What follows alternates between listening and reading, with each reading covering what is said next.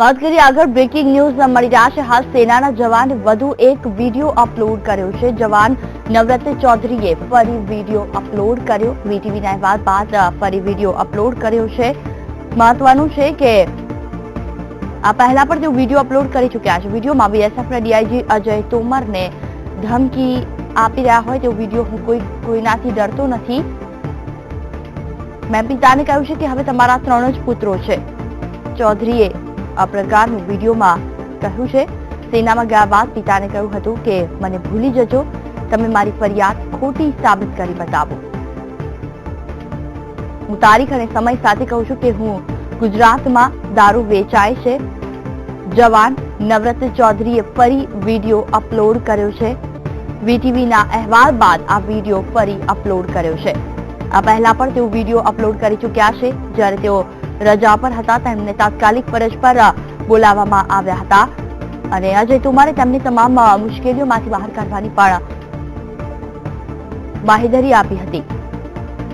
વિડીયોમાં જે નવરત્ન ચૌધરીએ ઉલ્લેખ કર્યો છે તેમાં કહ્યું છે કે મેં સેનામાં ગયા બાદ મારા પિતાને કહ્યું કે તમારા હવે 3 જ પુત્રો છે, મને ભૂલી જજો।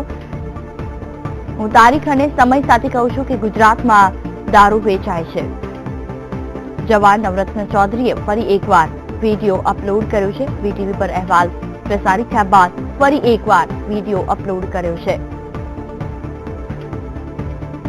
વિડીયોમાં બીએસએફના ડીઆઈજી અજય તોમરને ચીમકી આપી, હું કોઈનાથી ડરતો નથી, હું જાન આપવા પણ તૈયાર છું।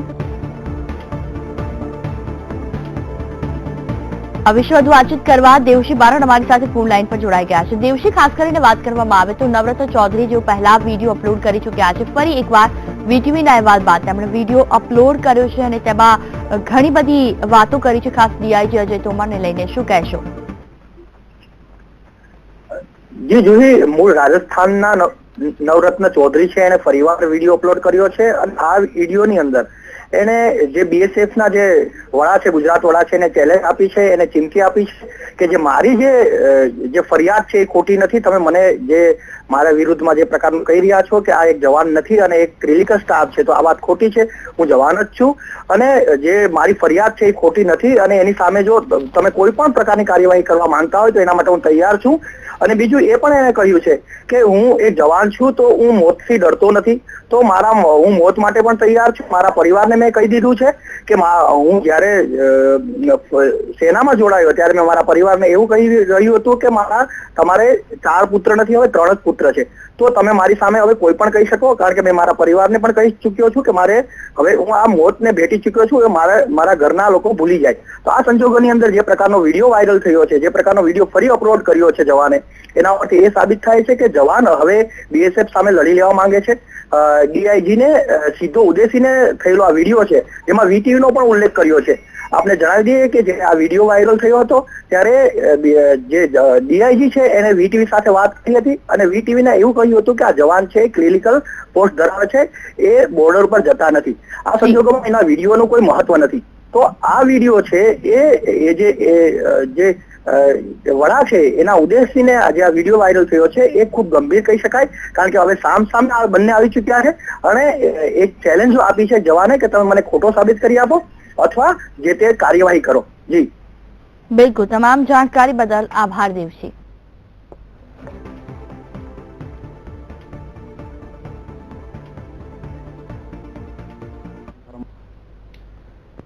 जय हिंद देशवासियों, शुरू हो गई बीएसएफ की तानाशाही वाली कार्रवाई। मैंने जैसा कि अपने वीडियो में बोला था, यहाँ पे सारे नियम शिकायत करने वाले के लिए ही लागू होते हैं। इन्हें नहीं दिखाई दिया कि गुजरात में शराब बिक रही है, गुजरात जैसे ड्राई एरिया में बिक रही है। डीआईजी महोदय, आप जिस शिकायत पर कोर्ट की बात कर रहे हो, मैंने उसी पे शिकायत कर रखी है। शिकायत आईडी नंबर Z1206961211011 डेटेड 7 अक्टूबर 2016। 4 महीने होने वाले हैं शिकायत को। उसने ये शराब बिक्री वाली शिकायत दी है। बताइए देश को इन 4 महीनों में आपने क्या किया। और जैसा कि आईजी महोदय ने एक गुजराती न्यूज चैनल को बताया है कि मैंने घर पे वर्दी पहन के शिकायत कर दी है तो बहुत बड़ी अनुशासनहीनता कर दी है। क्या मैं अवकाश पे हूं तो बीएसएफ का जवान नहीं हूं? महोदय, क्या अनुशासनहीनता की मैंने?